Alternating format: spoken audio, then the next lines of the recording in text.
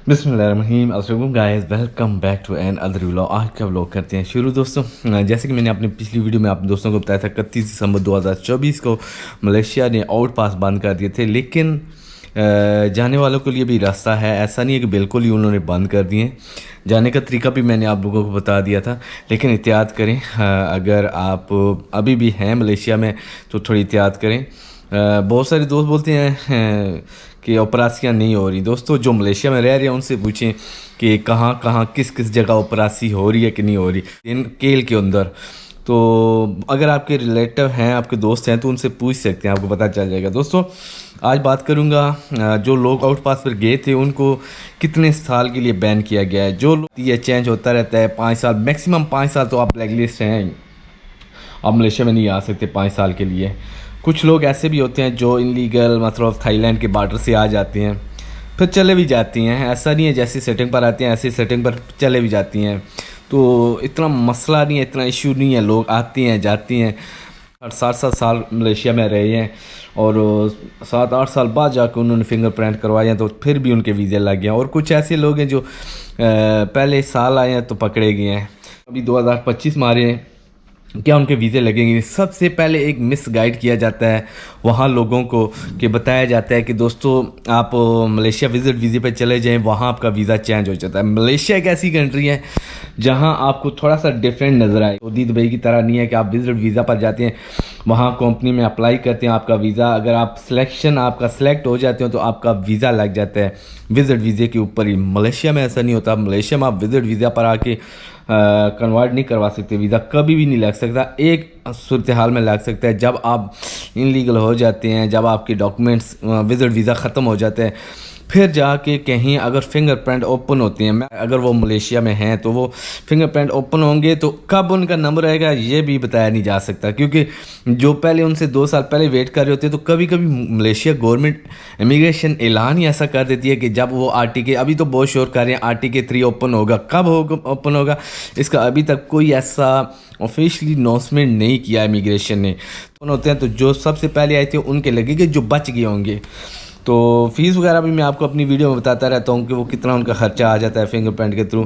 तो दूसरी एक और मैं आप दोस्तों से बात करना जा रहा हूँ कि जो बहुत सारे लोग जो विज़िट वीज़ा पर आते हैं ये सोच कर आते हैं कि यार हम विज़िट वीज़ा पर जाके वहाँ कुछ काम करेंगे, पैसे बनाएंगे, फिर अपना वीज़ा चेंज करवाएंगे। दोस्तों मत आए विज़िट वीज़े पे, अभी मलेशिया में काम बहुत है। जो अभी आगे मैं आगे चल के जो बातें करने वाला हूँ इससे आपको बड़ा फ़ायदा भी होगा, नुकसान नहीं आपको होगा। मैं आपको ये बता दूँ कि 2024 में जो हालात गुजरे थे, अभी 2025 में जो लोग मलेशिया में रह रहे हैं उनसे पूछें, हर जगह से कॉल आ जाती है भाई काम के लिए बंदे चाहिए। 2024 में इतना आया था कि काम के हालात ख़राब हो गए थे, इस वजह से बहुत सारे चले भी गए हैं। और दोस्तों अभी मलेशिया में काम बहुत ज़्यादा है। सबसे बड़ी अभी एक खुशखबरी है, वो भी मैं लास्ट वीडियो के एंड पे जाके बताऊंगा। थोड़ी सी आपको सूरत हाल वीज़े के बारे में बता दूं। बहुत सारे दोस्तों ने कमेंट्स किए थे, ज़हीर भाई आपने वीज़े के बारे में नहीं बताया था। तो दोस्तों मलेशिया में प्लांटेशन का वीज़ा ओपन है। इसके अलावा जितनी कैटेगरी है, चाहे वो सर्विस सेक्टर का है, उसके बाद कंस्ट्रक्शन का है, उसके बाद मैन्युफैक्चरिंग का है, ये सब वीज़े बंद हैं। ठीक है, कब ऐलान होगा अभी तक कोई ऑफिशियली अनाउंसमेंट नहीं हुई इमिग्रेशन की तरफ से, मलेशिया गवर्नमेंट की तरफ से अभी कोई ऐलान नहीं हुआ। लेकिन मैं आपको एक और बात बता दूं, जो लोग अभी प्लांटेशन के वीज़े पर आना चाहते हैं उसमें काम क्या होगा, मैं भी थोड़ा सा ये आपको बता दूं।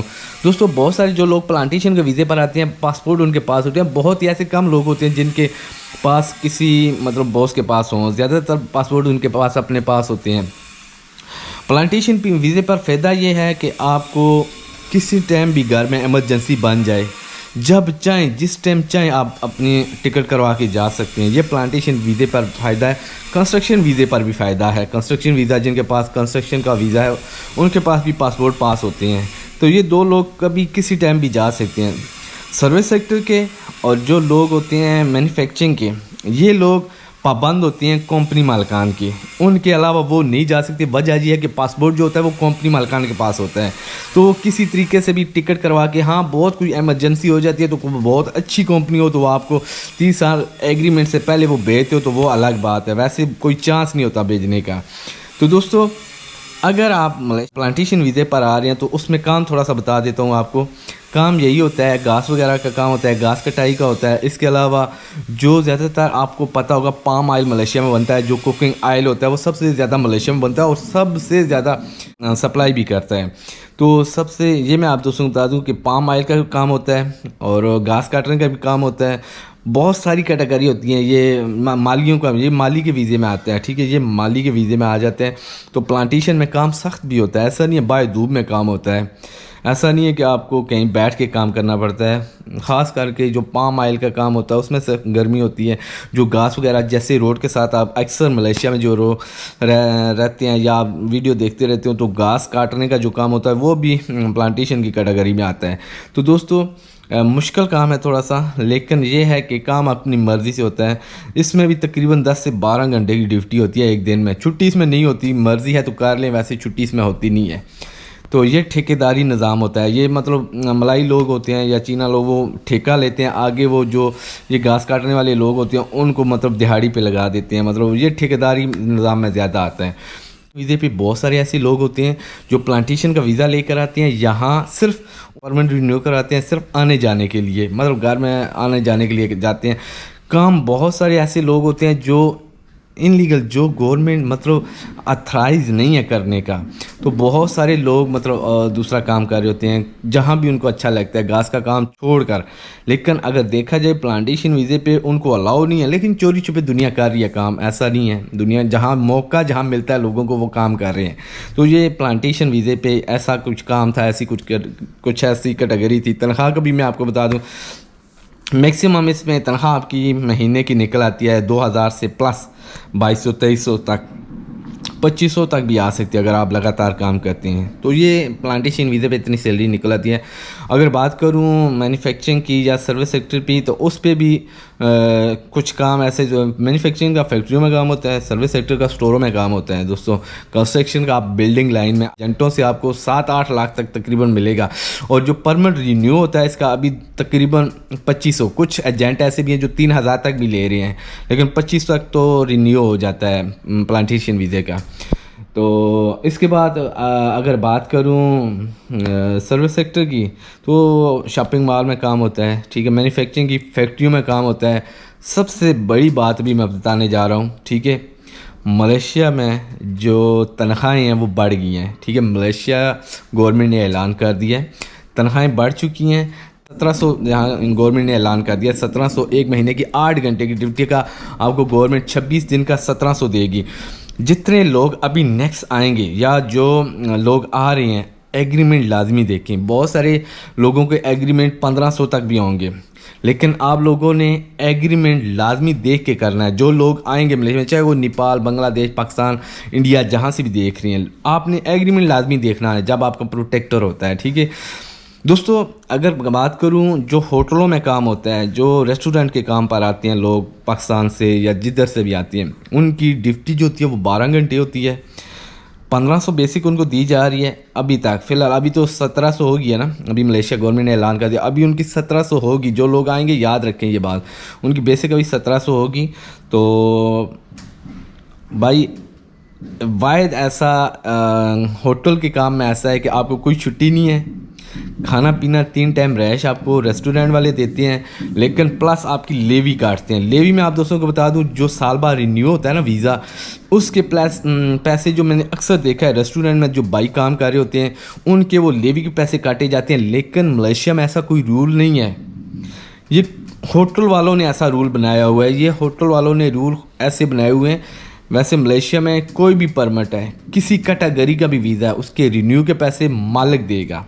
लेवी आपने नहीं कटवानी। जब हम आए थे आज से 12-13 साल पहले, उस टाइम लेवी काटते थे, हमारी भी काटते थे। उस टाइम हमारा जो वीज़ा था वो रिन्यू होता था 1800 रुपये में, उस टाइम हमारी भी काटते थे। लेकिन 3 साल बाद मलेशिया गवर्नमेंट ने ऐलान कर दिया था कि मलेशिया में जो भी वर्कर आएगा, जनरल वर्कर, किसी का भी किसी परमिट में कोई 1 रुपया भी नहीं काटा जाएगा। मैं ऐसी बातें हैं जो किसी ने कभी आपको नहीं बताई होंगी। सिर्फ और सिर्फ लेवी के पैसे जो रेस्टोरेंट के काम लोग कर रहे हैं उनके काटे जाते हैं, बाकी किसी के नहीं काटे जाते। तो ये भी ध्यान रखना है, जो लोग जिस कैटेगरी में भी आ रहे हैं, आप कोशिश करना, अगर आप रेस्टोरेंट के काम में आ रहे हैं तो उनसे कोशिश करें कि आप उनसे एग्रीमेंट करें कि वैसे मलेशिया गवर्नमेंट ने ऐलान किया हुआ है कि कोई लेवी के पैसे नहीं होते, आप किस चीज़ के काट रहे हैं। आप बोल सकते हैं भाई आप पैसे दे के आ रहे हैं, फ्री में नहीं आ रहे, आप बोल सकते हैं। आपके एग्रीमेंट जहाँ भी हो रहा है, पाकिस्तान में भी हो रहा है, वहाँ भी आप एजेंट को बोल सकते हैं। अगर आप रेस्टोरेंट के वीज़े पर आ रहे हैं तो आपने एजेंट को लाजमी बोलना है कि मेरा एग्रीमेंट लेवी के पैसे पूरे मलेशिया में कोई ऐसा वीज़ा नहीं है जिसमें वर्कर को खुद पैसे देने पड़ते हैं लेवी के, ये क्लियर करके आप आना है। अगर आप क्लियर नहीं करते तो यहाँ आके आपको देने पड़ेंगे। बाकी जो लोग जिस कैटेगरी में आ रहे हैं प्लांटेशन के वीज़ा में, या प्लांटेशन और जो आज़ाद वीज़ा होता है कंस्ट्रक्शन का, उसमें भी आपको खुद रिन्यू करवाना पड़ता है, आपके खुद अपने पैसे लगते हैं। लेकिन यार अगर रेस्टोरेंट वाले लेवी के पैसे काट रहे हैं तो फिर होना ऐसा चाहिए कि रेस्टोरेंट वालों का जो पासपोर्ट है वो भी वर्कर के पास होना चाहिए। क्यों? वो अपने लेवी के पैसे खुद दे रहा है, तो फिर उसका पासपोर्ट ये होटल वाले क्यों रख रहे हैं? सवाल तो ये पैदा होता है, नहीं रखना चाहिए, पैसे लेवी के खुद दे रहा है। लेकिन बहुत सारे लोगों को गाइड नहीं किया जाता, बताया नहीं जाता। तो दोस्तों मलेशिया में सबसे बिग न्यूज़ मैं अभी आपको बताने जा रहा हूँ, 2025 की सबसे बड़ी खबर कि 1700 बेसिक हो चुकी है। अभी जनवरी में जिन लोगों की, जो लोग भी हैं कंपनी में काम कर रहे हैं, जो भी किसी मालिक के पास काम कर रहे हैं, उनकी बेसिक जो 26 दिन की है, 4 दिन संडे होता है, अगर वो प्लस हो आपका काम हो तो वो एक्स्ट्रा आपको पैसे मिलते हैं। लेकिन 26 दिन का आपको 1700 रुपया मिलेगा आज के बाद, जनवरी से ऐलान हो चुका है। तो मैं यहाँ तक, क्योंकि ये मेरी वीडियो भी लंबी हो चुकी है, इंशाल्लाह अगली थोड़ी नेक्स्ट वीडियो में बाकी और डिटेल आप दोस्तों से शेयर करूँगा कि कौन से वीज़े पर आना चाहिए, कौन से वीज़े पर नहीं आना चाहिए, क्या मलेशिया में आना चाहिए भी कि नहीं आना चाहिए, ये भी आप दोस्तों से बातें शेयर करूँगा। और इसकी निस्बत मलेशिया की निस्बत, क्या आपको सऊदीया, दुबई या किसी अरब कंट्री में जाना चाहिए या मलेशिया में आना चाहिए, और आना चाहिए तो क्यों आना चाहिए, ये भी आप दोस्तों से नेक्स्ट वीडियो में शेयर करूँगा। कि ये वीडियो बहुत लंबी हो चुकी है, इसलिए बहुत सारे ऐसे भाई हैं, बहुत सारे ऐसे दोस्त हैं जो क्वेश्चन करते रहते हैं, मैं एक वीडियो में उनका रिप्लाई नहीं कर सकता। इंशाल्लाह मैं कोशिश करूंगा नेक्स्ट वीडियो में उनके जो भी कमेंट्स हों वो मैं रिप्लाई करूं, अपनी वीडियो में बता दूं। बहुत सारे लोगों के कमेंट्स एक जैसे होते हैं तो मैं कोशिश करूंगा एक ही वीडियो में उनको बता दूं। तो इस वीडियो को यहीं पे एंड करूंगा, मिलते हैं एक नई वीडियो में। इससे पहले जो भी दोस्त मलेशिया में हैं या मलेशिया में आना चाहते हैं, अगर उनको मलेशिया के बारे में कोई भी इन्फॉर्मेशन चाहिए तो वो मुझे कमेंट्स कर सकते हैं। अगर मेरा चैनल सब्सक्राइब नहीं किया तो मेरा चैनल को सब्सक्राइब करें, लाइक करें, अपने दोस्तों के साथ शेयर ज़रूर किया करें, क्योंकि मलेशिया की बहुत सारी ऐसी न्यूज़ हैं, बहुत सारी ऐसी अपडेट हैं जो किसी ने कभी नहीं बताई, मैं आप दोस्तों के साथ शेयर करता रहता हूँ। तो मिलते हैं एक नई वीडियो में एक नए व्लॉग के साथ। अपना बहुत सारा ख्याल रखें, दुआओं में याद रखें। अल्लाह हाफिज़ दोस्तों।